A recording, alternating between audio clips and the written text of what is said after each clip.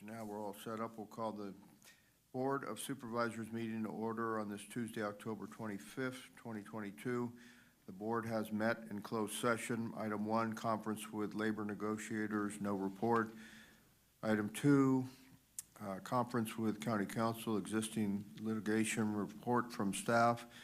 Item 2B, Karen Gray versus County of Amador, direction of staff. Item 3, initiation of litigation, anticipated litigation, direction of staff.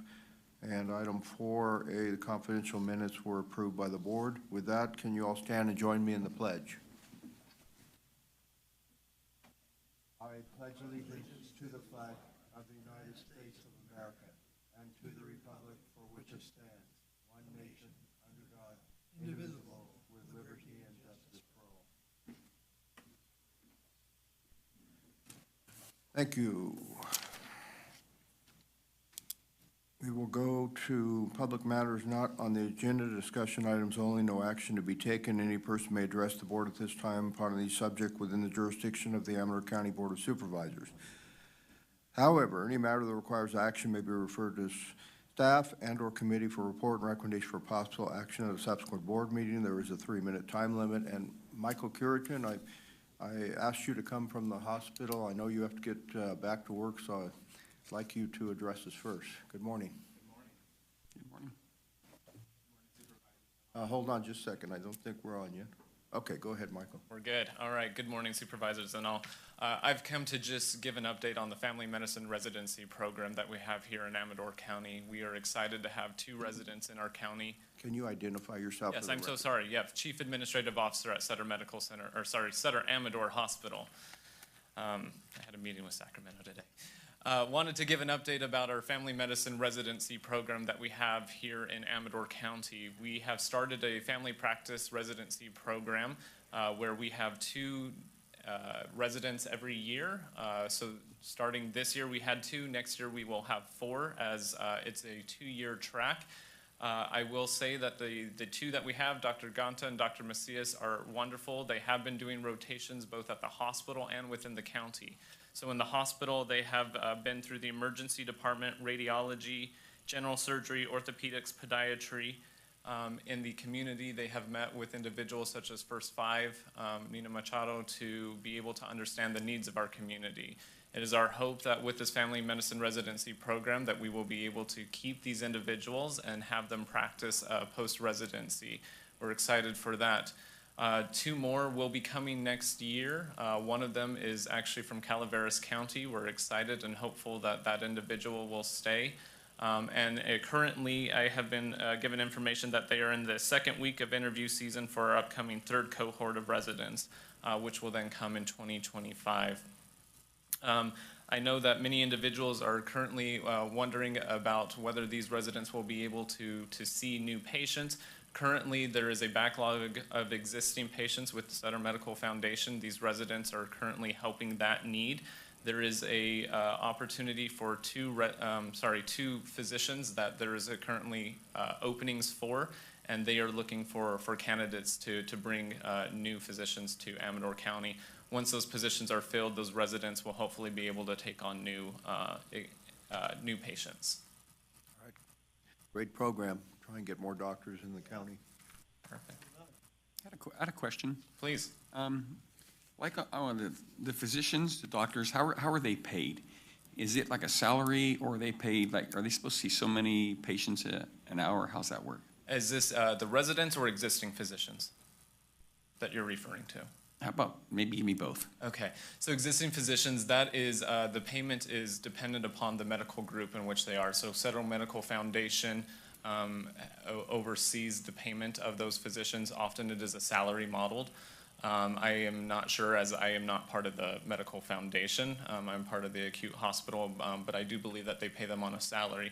Now, residents, on the other hand, they are paid a stipend. However, the program itself is funded through the government, a portion, and the other is funded by the organization through Sutter Health to ensure that the government helps subsidize the program to ensure that we have a pipeline of upcoming physicians. Is there any type of like quota or suggested number they should see per hour? Generally not. They do track their what's called RVUs, but that is dependent upon the group. I'd heard sometimes they got like 15 minutes per patient at times. So honestly, it really depends on the availability of the physicians. Right now, the need in Amador County would recognize is really high, and so the ability for these physicians to meet, I would imagine, granted, again, I'm speaking on behalf of the foundation coming from the hospital, but just due to the need, it would not be surprise me that they are limited about the time that they can spend, just ensuring that they can see the most amount of patients. Yeah, well, thank you. Yeah, thank you. Supervisor Crew he brought up a point the other day that, about housing for doctors. Is that an issue at all, that new doctors coming in, finding affordable housing or residents specifically? And I think you said, I know where the hospital could put some housing, right on that big lot behind the hospital. Absolutely. Yeah, no, so housing is an issue, as we know, housing is an issue in general in Amador County, and as the county continues to expand, availability is sometimes difficult, in particular for new physicians. So with these new residents, for instance, one was able to find a place to rent, the other one is currently renting in Folsom. And we are trying to find opportunities to bring them in the community, because we believe that when they're introduced to the community and a part of the community, the likelihood in which they will stay will significantly increase. And so we are currently working with our philanthropic foundation and working with a medical foundation to see what opportunities exist, and we will explore all options, including property that we own. We've had multiple members within the community reach out to us at various times offering places to rent. Sometimes it's a matter of finding the right time when somebody is looking versus availability, because oftentimes individuals aren't able to hold a property for renting for a certain amount of months before we actually need to use it. Supervisor Axe, any questions? Not at this time, thank you. Okay. All right, Michael. Well, thank you very much for being here today. For the update. Thank you, appreciate it. All right. And any other public comment today? Morning, Lois. I'm going to get my stopwatch going, so Oh, bless your heart. I'm always pretty judicious on the time. So. Oh, you are, yeah, you're great. Okay. Well, I just want to kind of just, Can you identify yourself? for I'm the record? Lois McDonald. Thank you. Jackson, California. New California has been now about 5 years now working to be able to get a new state. And the reason for the new state is to be able to reestablish the principles of the U.S. Constitution. The California Constitution has been changed over 900 times, and it is no longer a document that suits the people. And so for 195 weeks, every week, New California published a new grievance against the governor and the California. We did this for 195 weeks. When that was finished, we took a little hiatus, and then we started to do declarations of truth because new issues were coming up. So there are 10 of them. Today I will read the 5th, and he will read the 6th. We'll just briefly tell you what they are. So the 5th one is that we, the people of the state of California, have a 5th declaration of truth. And this one is about racketeering. The evidence is now clear that patterns and acts of racketeering, influence, and corruption by organizations and governmental agencies are on display daily against we the people, not only on the federal level, but on the state and local level, as well as from city council, county boards of supervisors, school boards, which have become the hotbeds of open, seditious racketeering against all of their constituents and the U.S. Constitution. I will leave this for you to read. And we want you to understand that the United States Constitution is the government for we the people. We the people are the government. The people that get hired by the federal government, by the government, they don't run us. We the people. And And so in New California State, we echo the thoughts, convictions, principles, and ideals of the founders of the United States of America. We will retain our humanity, our natural and unalienable rights, and our autonomy, free from the shackles of slavery to any form of government. The overt nature of their totalitarian lust for control of every aspect of the lives of we the people is now openly on display. I would like to invite you to tune in on Wednesday night and Sunday night at 7 o'clock. There is an open telephone call for people to call in and ask questions about New California. And if you would, I can give you that phone number. I think I gave it to you a couple weeks ago. But with this phone, with you call in, there is a man named Chris Street, who is our vice president and the treasurer, who's started 5 years ago, that he watches the economy of California. And 5 years ago, he said that California would be economically bankrupt in 2021. We would have been, except for the $7 billion infusion by the federal government because of COVID. So now we are about $40 billion in debt, and we are actually bankrupt as a state. And so if you want to tune in these calls, you can hear from Chris Street every Wednesday and Sunday night. He gives you an update on how You to wrap it up, the money Rachel. is, the financial state of California. Thank you. Thank you. Dr. Custer?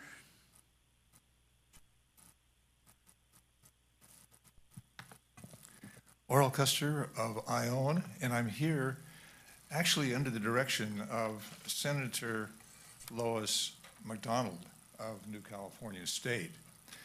I'm going to share here about the 6th Declaration of Truth. And at the end, I also have a short statement that I want to make myself.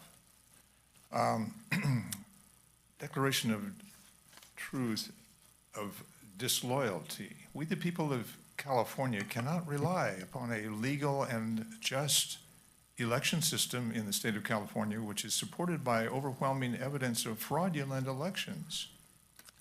That has destroyed our Republican form of government.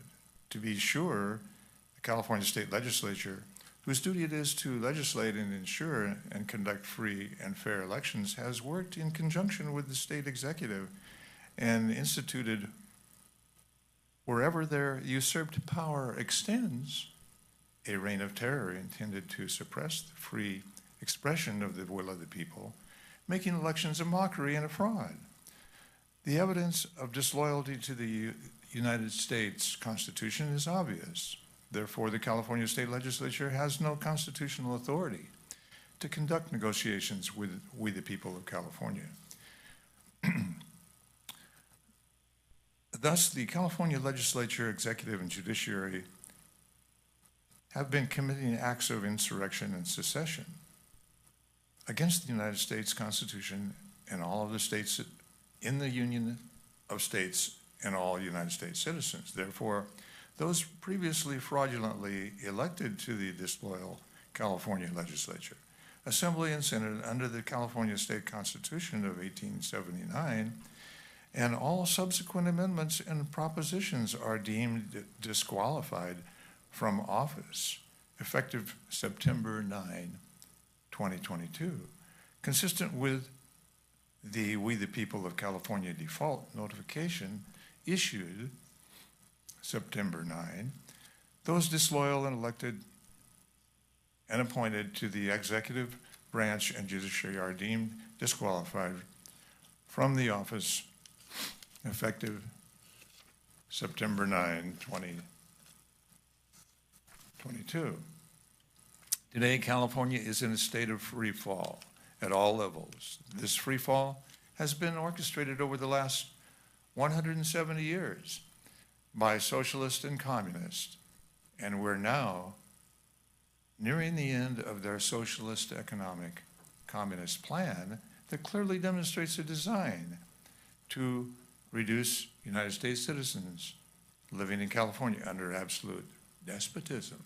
You're right at 3 minutes right now, Dr. Okay. Kester, so I need you to wrap it up, please. I would like to share, I have about 1/2 minute here. Here today, not just because of the pompous governor in the State House. I support the cause of New California 1,000%, but especially I'm here because of the leadership of New California Senator Lois McDonald. She and her late husband are such a wonderful example for the community service in Amador County over the last 20 years. Lois is always a great leader.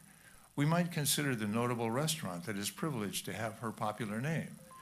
If Lois were recruited as company president, McDonald's would make history and break all sales records. If she will run for office, I would love to see awesome Lois McDonald as the first woman governor of this existing state of California and the new state of California. All right, thank you, Dr. Custer. Thank you.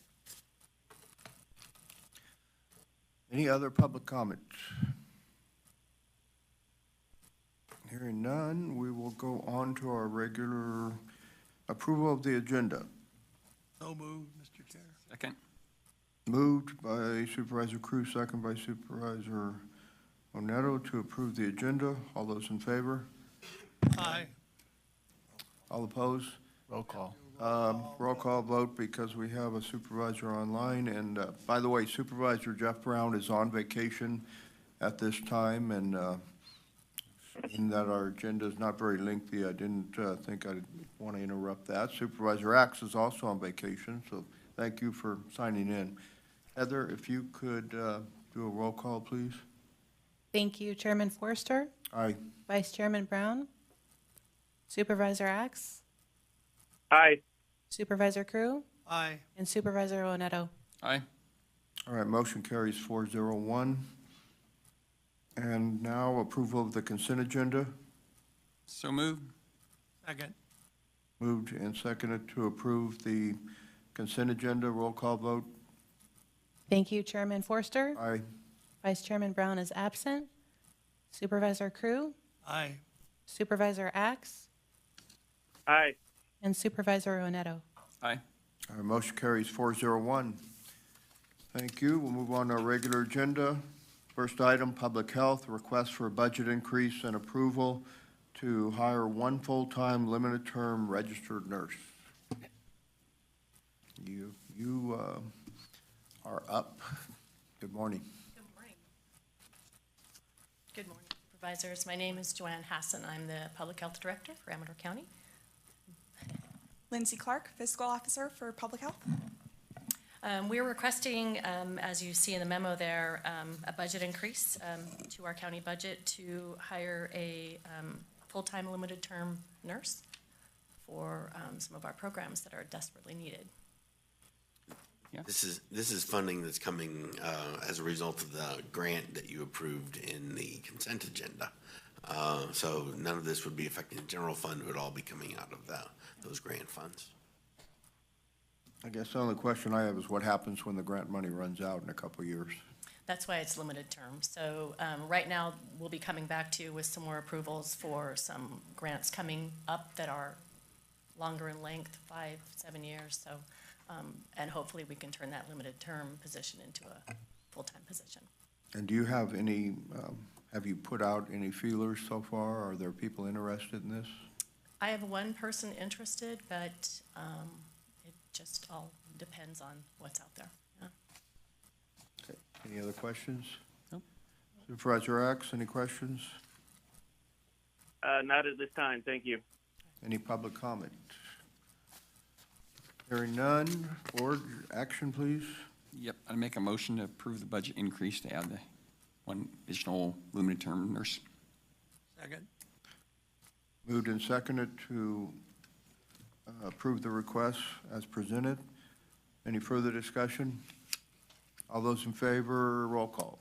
Thank you, Chairman Forster, Aye. Vice Chairman Brown is absent, Supervisor Crew, Aye. Supervisor Axe, Aye. and Supervisor Oneto. Aye. Motion carries. Thank you.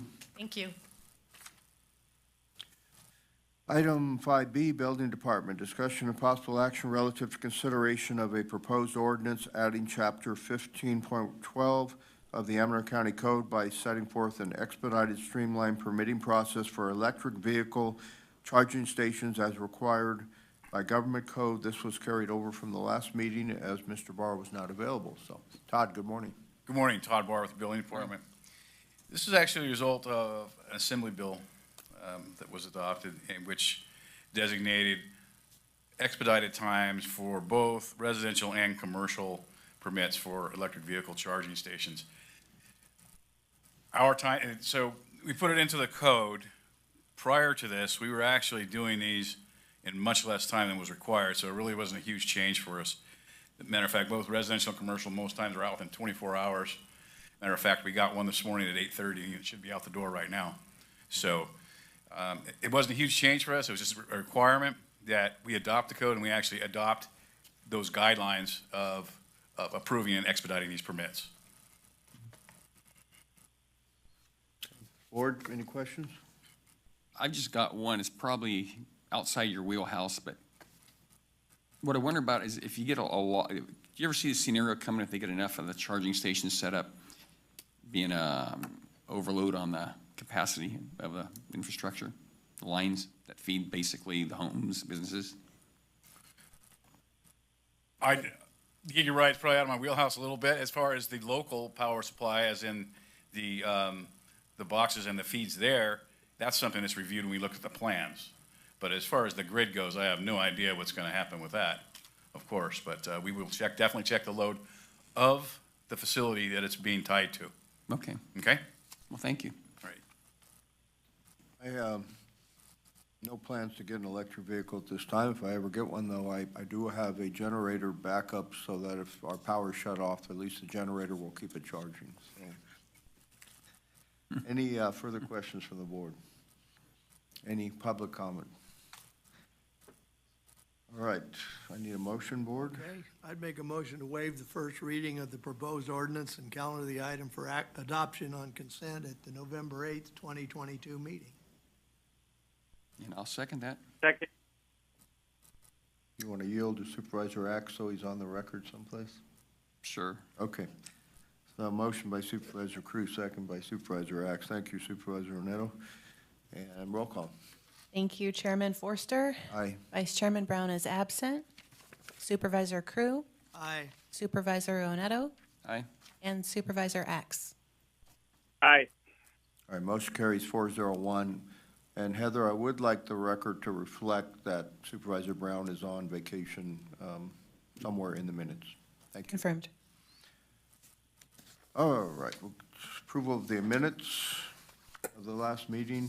Thank you, Todd. Thank you, Todd. I have minor changes, and one that I saw was, I think Supervisor Axe should be listed as via Zoom, that he attended via Zoom the meeting.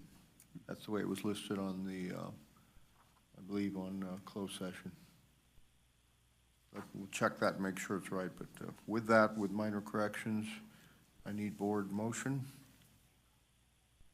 So moved with the minor corrections. Second. Second.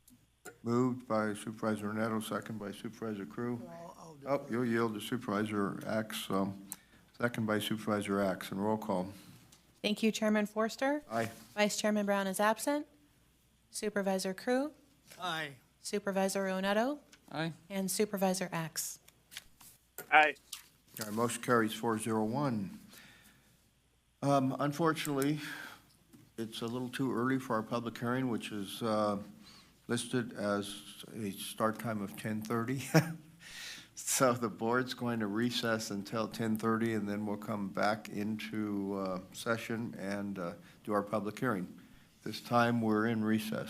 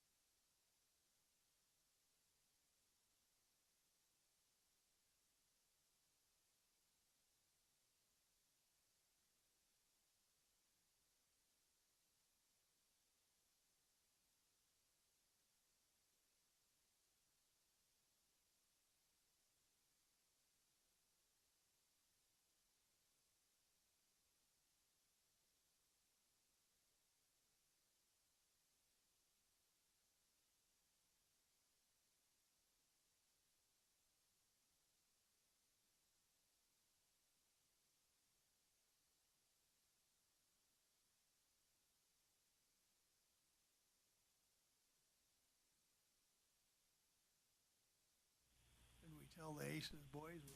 It's time.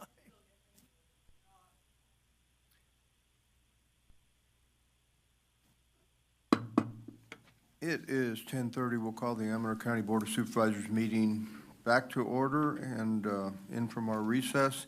We'll go to our 10:30 scheduled public hearing. Planning Department, consideration of the Planning Commission's recommendation to approve a zone change application for ACES Waste Services, proposing a change from the X Special Use Zoning District to LM Light Manufacturing. And property is 3.6 acres and has a general plan designation of town center. And with that, we'll take a staff report. So, good morning, Krista. Good morning. This is Krista with the Planning Department. So, yeah, this is just a zone change for the existing Pine Grove Transfer Station parcel at 19801 Berry Street in Pine Grove on behalf of ACES Waste Services. So, the zone change was submitted in conjunction with the ACES Waste Services request for use permit amendment, UP 22-3-3, to allow increased permitted tons per day and permitted trips per day. So that would be, the changes proposed are increased permitted tons per day from 99 tons per day to 150, and then increased permitted daily traffic from 125 incoming vehicles and 5 to 10 outgoing hauling vehicles to 170 incoming vehicles and 15 outgoing hauling vehicles. So the zone change is requested because the current zoning of X Special Use District is not compatible with the general plan land use designation of TC Town Center. So this would just resolve that zoning inconsistency with the general plan. So this, yeah, on September 13th, 2022, the Planning Commission approved the negative declaration and the use permit amendment subject to the conditions and findings in the staff report, and then recommended approval of the zone change to the board. There are a lot of letters in here from Caltrans, and I don't know why, because all of them say that they have no comment. Yeah, they submitted multiple ones, I think, at different checkpoints in the project application, so we just include all of them. Yeah, just a lot of resources being used for no comment. There was one from the, Krista, there was one from our county Public Works Department that, and I'm trying to find it in my pack, here it is, okay. That they would like to add a condition to the use permit. The applicant will need to provide turn movements for ingress and egress. Do you know if that's been provided? So I know that was incorporated in one of the conditions of approval for the use permit amendment, so that would be required, just that they work with Public Works. I know that there was also talk of coordinating with them because of the whole Pine Grove improvement project, so I think that's also incorporated into the condition, just that they coordinate to make sure everything is covered. Any other board questions before we open? No. Nope, just I think that needs to be done as far as widening that street, better access. Is Supervisor Axe back on? Okay, Supervisor Yes. Axe, any questions? Yeah, do we have any idea if the number of trips is going to increase to the new maximums, both incoming and outgoing vehicles, as well as tons per day, or is that just kind of an upper limit? So they're proposing the upper limit, and from what I understand, I mean, the applicant is present too. They are meeting their limit consistently, so this would be increasing the overall traffic and, I guess, averages that they And need. that's one of the statements by the applicant, that they'd have to end up closing the facility early because of the tonnage capacity limits. Okay. Okay. So, and then there's going to be a planned widening of, I guess, Berry Street down by the Highway 88 axis. From what I understand, I mean, this probably would be a better question for Public Works. So Berry Street is county maintained, so whatever the proposed changes, I think that they do require, I guess, improvements to the existing encroachment and the existing road, and I think the way the condition is written is that the applicant would be responsible for any of those improvements along Berry Street. And the Public Works Department said it was either they do one or the other, that the road would have to be widened if they did not take the recommended action. Let me see. Thank you. So it's basically the way it was said from Mark Hopkins is they need to provide turn movements for ingress or an egress on Berry Street or widen the road. So as long as they've provided the information on the turn movements, that should suffice. Okay, with that, You know, one question on that, it's something they may do at some point in time. It's not a requirement like right off the get-go as far as widening Berry Street. Well, the improvements, it's a condition of approval of the amendment. So once they actually end up increasing the traffic and the tonnage, then that condition would have to. That triggers it then? Yeah. Right. Okay. Because I know, they also have some other coordinating, with Cal Recycle and everyone for the other permits that aren't discretionary, they would just be considered. I can see why Aces wants to do that there, because that's probably really hard to get in and out of there a little bit with a big rig. okay, any more questions? No.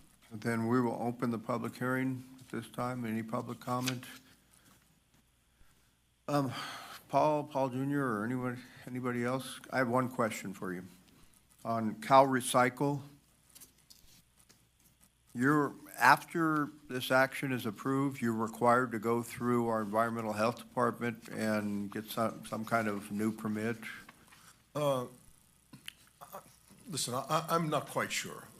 Our consultant is not here today, and he's pretty much been guiding us through these things.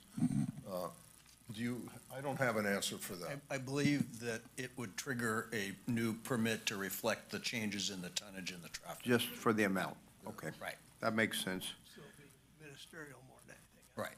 Yeah, it says since they've yielded to Amador County Environmental Health, that Amador County is responsible for providing regulatory oversight of solid waste handling activities, including inspections. And I think somewhere in here it did reflect the new permit for the tonnage. Right. So, okay, thank you. Thank you. Any further public comment? Hearing none. Board members? We need a motion first to close the public hearing. Not at this time. Thank you. I'll make a motion to close the public hearing. Second. Moved and seconded to close the public hearing. Roll call vote. Thank you, Chairman Forster. Aye. Vice Chairman Brown is absent. Supervisor Crew, Aye. Supervisor Oneto, Aye. and Supervisor Axe. Aye. All right, motion carries 401. Now, for approval of the action, Mr. Chair, I'll make a motion go ahead. to approve the recommendations 1 through 3. Second. With the findings? Yeah, I believe that's 3. That's number 3. Adopt the findings as 3. Yep. Okay, and the second's okay with that? So moved by Supervisor Axe, second by Supervisor Crew. Any further discussion? All those in favor? Roll call. Thank you, Chairman Forster. Aye. Vice Chairman Brown is absent. Supervisor Crew, Aye. Supervisor Oneto, and Supervisor Axe. Aye. All right, motion carries 401, and that completes our meeting for today. So with that, we are adjourned. Thank you.